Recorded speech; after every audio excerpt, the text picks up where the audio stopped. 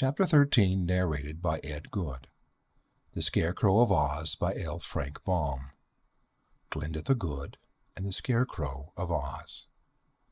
That country south of the Emerald City, in the land of Oz, is known as the Quadling Country, and in the very southernmost part of it stands a splendid palace in which lives Glinda the Good. Glinda is the royal sorceress of Oz. She has wonderful magical powers and uses them only to benefit the subjects of Ozma's kingdom. Even the famous Wizard of Oz pays tribute to her, for Glinda taught him all the real magic he knows, and she is his superior in all sorts of sorcery. Everyone loves Glinda, from the dainty and exquisite ruler Ozma, down to the humblest inhabitant of Oz, for she is always kindly and helpful and willing to listen to their troubles, however busy she may be. No one knows her age, but all can see how beautiful and stately she is. Her hair is like red gold and finer than the finest silken strands. Her eyes are blue as the sky and always frank and smiling. Her cheeks are the envy of peach blows, and her mouth is enticing as a rosebud. Glinda is tall and wears splendid gowns that trail behind her as she walks. She wears no jewels, for her beauty would shame them. For attendants, Glinda has 100 of the loveliest girls in Oz. They are gathered from all over Oz, from among the Winkies, the Munchkins, the Gillikins, and the Quadlings, as well as from Ozma's magnificent Emerald City, and it is considered a great favor to be allowed to serve the royal sorceress. Among the many wonderful things in Glinda's palace is the Great Book of Records. In this book is inscribed everything that takes place in all the world, just the instant it happens, so that by referring to its pages, Glinda knows what is taking place far and near, in every country that exists. In this way she learns when and where she can help in any distress or danger, and although her duties are confined to assisting those who inhabit the land of Oz, she is always interested in what takes place in the unprotected outside world. So it was that on a certain evening Glinda sat in her library, surrounded by a bevy of her maids who were engaging in spinning, weaving, and embroidery, when an attendant announced the arrival at the palace of the Scarecrow. This personage was one of the most famous and popular in all the land of Oz. His body was merely a suit of Munchkin clothes stuffed with straw, but his head was a round sack filled with bran, with which the Wizard of Oz had mixed some magic brains of a very superior sort. The eyes, nose, and mouth of the Scarecrow were painted upon the front of the sack, as were his ears, and since this quaint being had been endowed with life, the expression of his face was very interesting, if somewhat comical. The Scarecrow was good all through, even to his brains, and while he was naturally awkward in his movements, and lacked the neat symmetry of other people, his disposition was so kind and considerate, and he was so obliging and honest, that all who knew him loved him, and there were few people in Oz who had not met our Scarecrow and made his acquaintance. He lived part of the time in Ozma's palace at the Emerald City, part of the time in his own corncob castle in the Winkie country, and part of the time he traveled over all Oz, visiting with the people and playing with the children whom he dearly loved.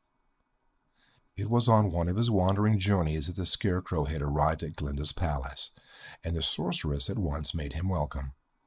As he sat beside her, talking of his adventures, he asked, "What's new in the way of news?" Glinda opened her great book of records and read some of the last pages. "Here is an item quite curious and interesting," she announced, an accent of surprise in her voice. 3 people from the big outside world have arrived in Jinxland. "Where is Jinxland?" inquired the Scarecrow. "Very near here, a little to the east of us," she said. "In fact, Jinxland is a little slice taken off the Quadling country, but separated from it by a range of high mountains, at the foot of which lies a wide, deep gulf that is supposed to be impassable." "Then Jinxland is really a part of the land of Oz," said he. "Yes," returned Glinda. "but Oz people know nothing of it, except what is recorded here in my book. What does the book say about it? asked the Scarecrow. It is ruled by a wicked man called King Cruel, although he has no right to the title. Most of the people are good, but they are very timid and live in constant fear of their fierce ruler. There are also several wicked witches who keep the inhabitants of Jinxland in a state of terror. Do those witches have any magical powers? Inquired the Scarecrow. Yes, they seem to understand witchcraft in its most evil form, for one of them has just transformed a respectable and honest old sailor, one of the strangers who arrived there, into a grasshopper. This same witch, Blinky by name, is also planning to freeze the heart of a beautiful Jinxland girl named Princess Gloria. Why, that's a dreadful thing to do, exclaimed the Scarecrow. Glinda's face was very grave. She read in her book how Trot and Button-Bright were turned out of the king's castle, and how they found refuge in the hut of Pon, the gardener's boy. I'm afraid those helpless earth people will endure much suffering in Jinxland, even if the wicked king and the witches permit them to live, said the good sorceress thoughtfully. I wish I might help them. Can I do anything? asked the Scarecrow anxiously. If so, tell me what to do, and I'll do it. For a few moments Glinda did not reply, but sat musing over the records. Then she said, I am going to send you to Jinxland to protect Trot and Button-Bright and Cap'n Bill. All right, answered the Scarecrow in a cheerful voice. I know Button-Bright already, for he has been in the Land of Oz before. You remember he went away from the Land of Oz in one of our wizard's big bubbles. Yes, said Glinda. I remember that. Then she carefully instructed the Scarecrow what to do, and gave him certain magical things which he placed in the pockets of his ragged Munchkin coat. As you have no need to sleep, said she, you may as well start at once. The night is the same as day to me, he replied, except that I cannot see my way so well in the dark. I will furnish a light to guide you, promised the sorceress. So the Scarecrow bade her goodbye, and at once started on his journey. By morning he had reached the mountains that separated the Quadling country from Jinxland. The sides of these mountains were too steep to climb, but the Scarecrow took a small rope from his pocket and tossed one end upward into the air.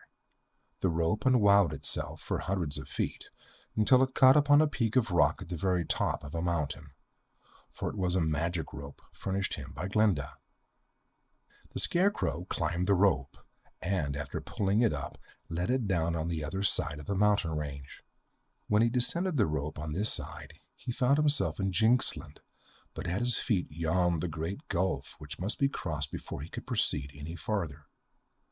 The Scarecrow knelt down and examined the ground carefully, and in a moment he discovered a fuzzy brown spider that had rolled itself into a ball. So he took 2 tiny pills from his pocket and laid them beside the spider, which unrolled itself and quickly ate up the pills. Then the Scarecrow said in a voice of command, Spin! And the spider obeyed instantly. In a few moments the little creature had spun 2 slender but strong strands that reached way across the gulf, one being 5 or 6 feet above the other.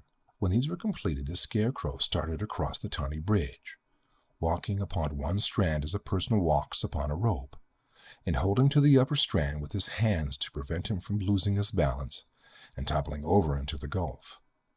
The tiny threads held him safely, thanks to the strength given them by the magic pills.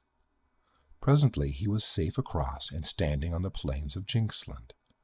Far away he could see the towers of the king's castle, and toward this he at once began to walk. End of chapter 13.